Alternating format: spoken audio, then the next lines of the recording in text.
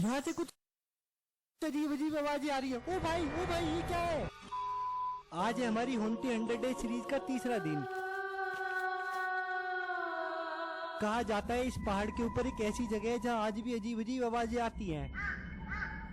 लोग कहते हैं कि ये आवाजें उन मजदूरों की है जो कभी यहाँ काम करते थे। आज हम आए लांबी दियार माइंस के पास के बने उन क्वार्टर्स को देखने। ये क्वार्टर्स 1990 के आसपास बनाए गए थे उन मजदूरों के लिए जो उस खतरनाक खदान में हर दिन काम किया करते थे। ऐसा माना जाता है यहीं वो मजदूर रहते थे जिनकी माइंस की वजह से जिंदगी खत्म हो गई थी। जैसे कि मैं और मेरा दोस्त प्लूटो निकले हैं भारत की सबसे डरावनी और रहस्यमयी जगहों को एक्सप्लोर करने। इस पहाड़ पर चढ़ना आसान नहीं था, पर हमारे मन में एक सवाल था, क्या भूत सच में होते हैं? और उसी सवाल का जवाब ढूंढने हम निकले हैं 100 दिनों की एक ऐसी यात्रा पर जिसमें हम भारत के सबसे डरावनी जगहों पर जाएंगे। देखेंगे कि ये सब हकीकत है या सिर्फ हमारे मन का डर है। आज इस सफर का तीसरा दिन है और हम पहुंचे उन मजदूरों को रहने की जगह को एक्सप्लोर करने जो कभी लंबी दियार माइंस में काम करते थे।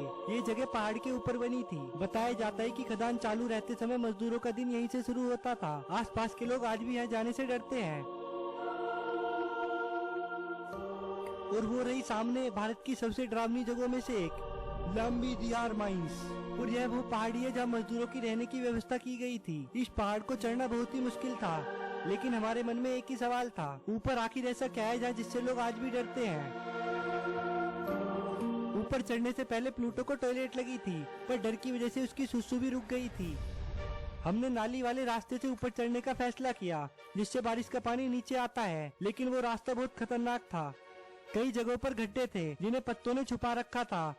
2 दिन पहले यहाँ तेज बारिश और बर्फ पड़ी थी, जिस वजह से रास्ता और भी फिसलन भरा हो गया था।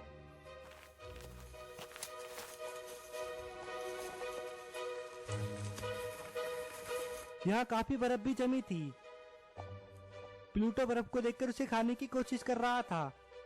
हमें यहाँ भूतों का डर नहीं बल्कि जंगली जानवरों का डर था। पेड़ों और उनकी जड़ों को पकड़कर हम बहुत मुश्किल से ऊपर चढ़े।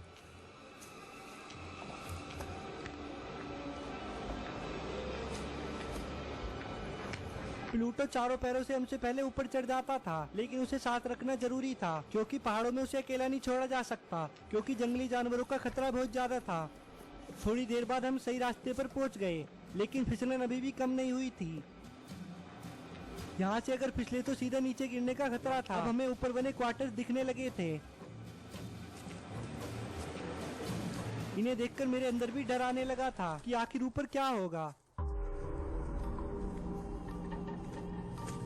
लेकिन जैसे आचार्य जी कहते हैं, डर सिर्फ एक विचार है। एक जिंदगी है, डर डर कर जिए तो क्या खाक जिए। इसलिए हिम्मत जुड़ाकर हम आगे बढ़े। साथ में मेरे एक दोस्त भी थे जिन्होंने यहाँ आने में हमारी मदद करी थी। अकेले ऐसी जगहों पर आना खतरे से बिल्कुल खाली नहीं था, इसलिए मेरे एक दोस्त मेरे साथ है।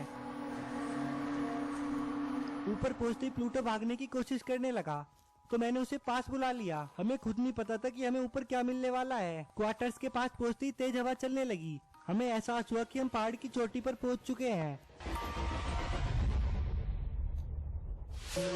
ऊपर आकर कुछ ऐसा महसूस हुआ जैसे कि इन कमरों की दीवारें हमसे कुछ कहना चाह रही थी। उसी वक्त हमें कुछ अजीब सी आवाज सुनाई दी, जैसे कोई जानवर कुछ बोल रहा हो। डर किसी भूत प्रेत का नहीं, लेकिन किसी जानवर का तो जरूर था। कमरों के पास से हमें अजीब सी स्मेल आने लगी। किसी समय इन कमरों में मजदूर रहते थे, आज ये सुनसान खंडर बन चुके हैं।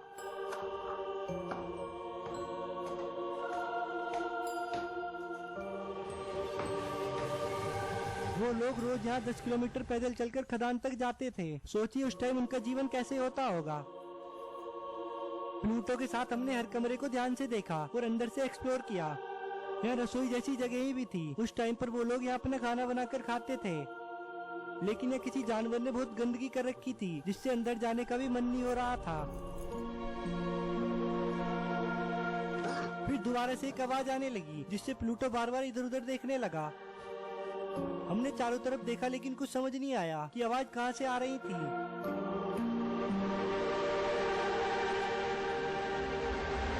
थोड़ी देर हम वहीं बैठ गए। मैं इसी भी सोचने लगा उस दौर में इस मजदूरों की जिंदगी कैसी रही होगी। सुना है उस समय यहाँ बहुत बर्फ पड़ती थी। बर्फ में काम करना कितना मुश्किल होता होगा।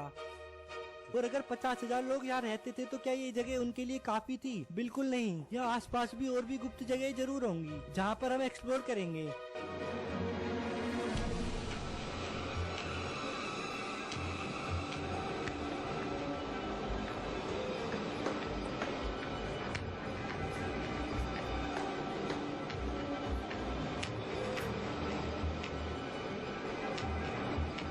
तभी अचानक से फिर बहुत तेज आवाज आई और मैं डर गया।